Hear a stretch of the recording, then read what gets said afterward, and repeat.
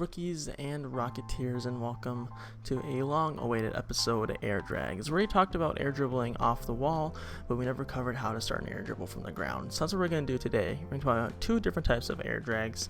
I have replays all set up for them, so let's just hop right in.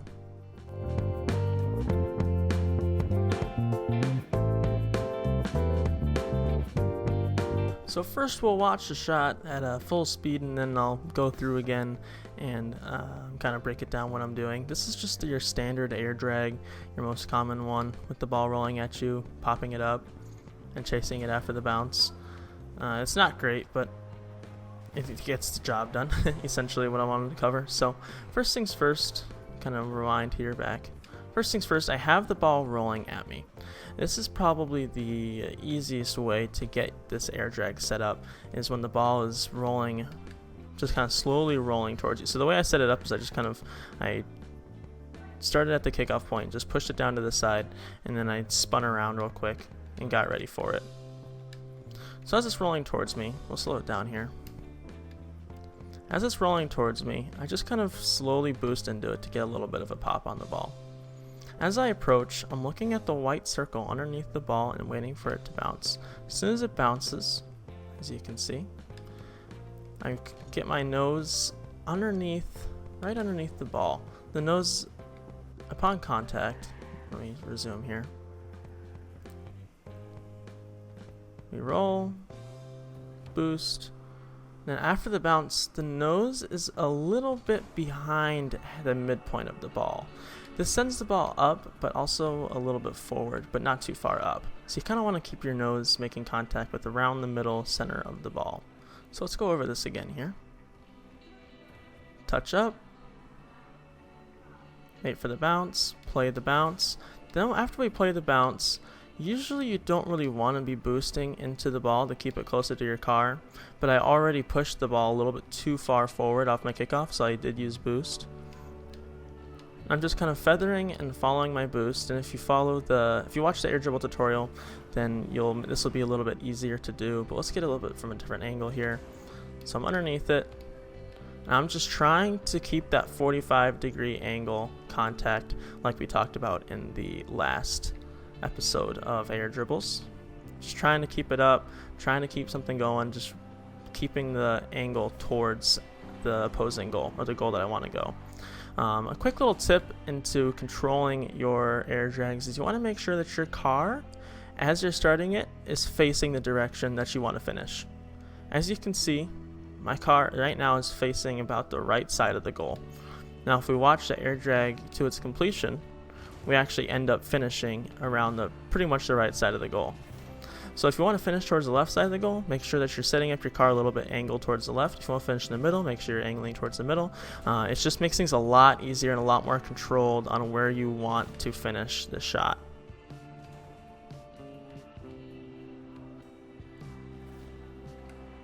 So that's the first one. So let's just do a nice little recap here.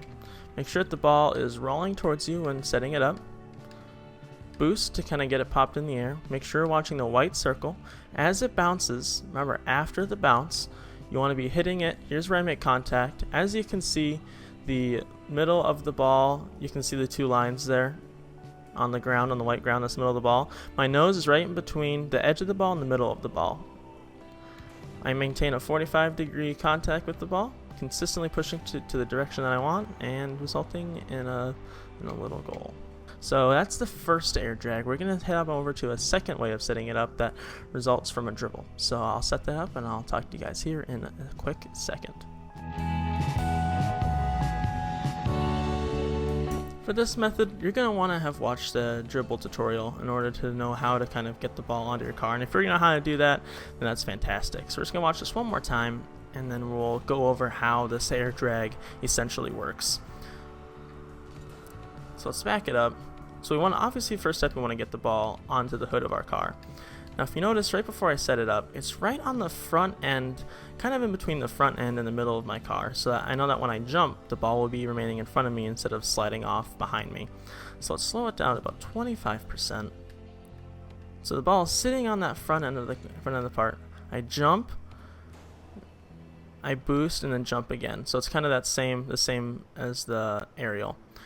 And if you notice, ever so slightly, I'm just tilting the front end of my car up. Let me rewind this a little bit here. So I get the ball on the car on my ball, the ball on my car. There we go. The ball on my car, having it at the front. So I'll slow it down here. As I'm getting ready to jump, we have it just sitting around the edge. We stop boosting to let it kind of fall more towards the forward. We jump. We start boosting, and then we start turning our car up. We jump, and then we turn our car up. This gives you that little touch there that you saw, giving it the amount of, giving it the appropriate height. Now, I could have immediately gone like a really high, abrupt flick up, but that also would have put it way too high. So if you're farther away from the goal, then you want to do that more abrupt flick. But since I was taking off at pretty much about the box, yeah, right where the box starts, a little bit before where the box starts, I didn't want to go too high because hitting the top post is always super annoying. But you want to make sure that you have that ball sitting on the front end of your car. When you jump, you boost a little bit and then you jump again, lifting that front end of the car, just lifting the ball ever so slightly into the top portion of the goal. Now this one is pretty difficult to save unless you initiate right away, but you can go over how to defend dribbling in another tutorial. So those are the two forms of air dribbles that I wanted to cover today. Definitely the two most common and two most practical to pull off in pretty much everyday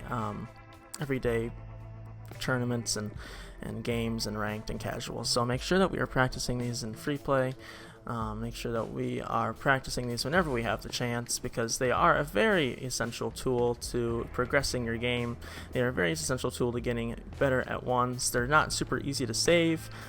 If you do want to know how to save them, I will be covering those in a defending tutorial later on in another video, so make sure to subscribe to catch that when that goes up.